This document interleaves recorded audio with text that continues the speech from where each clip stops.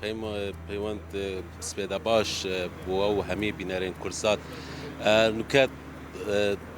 و گاوه است در روشا کشو هوای پارزگاه دو که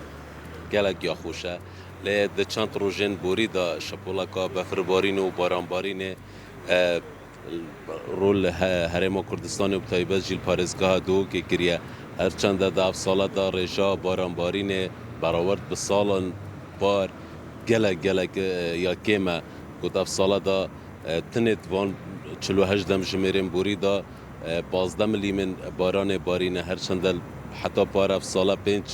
500 ملیمن باران باری بون لطف ساله دا حتی 200 ملیمن باریه لدورین چیایی تایبت جی لچیای گاری اف ساله جدا و کوپار بفر لینه باریه لطف ساله دا حتی نکه 40 سنتیمن بفره لبارینه هر وصا نحیا کانی ماسه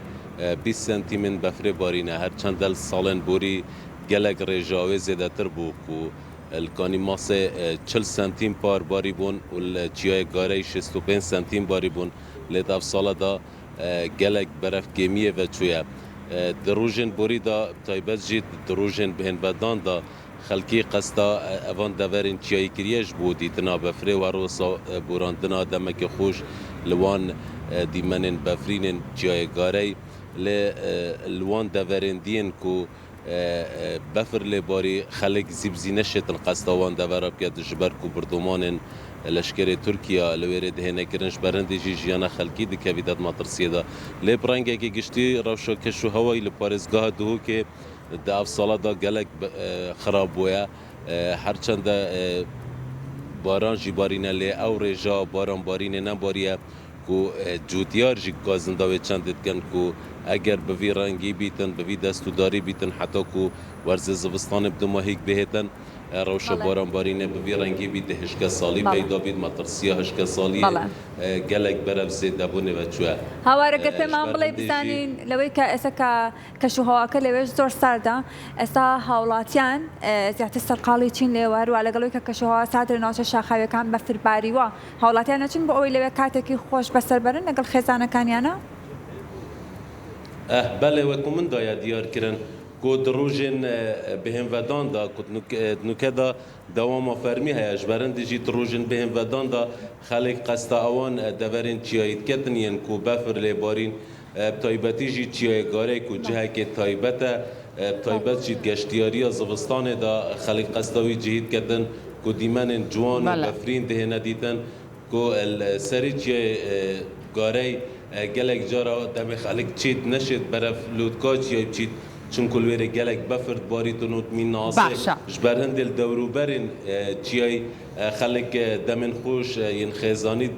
بورینن و هر واسا گشتیارن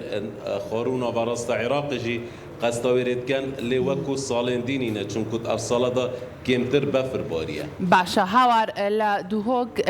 پیمان بله لکاتیکا که کش و هوا آواز سرما و سوله و سرده او خواردن تایبت چیه که هاولاتیانی دوهوگ دانشجوانی دوهوگ زور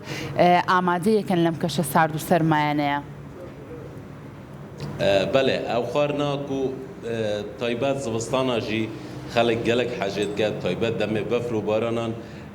و کو بیجم پاچه سروپینه کو تایبت جی لسپیدهیان خلق برجه کازور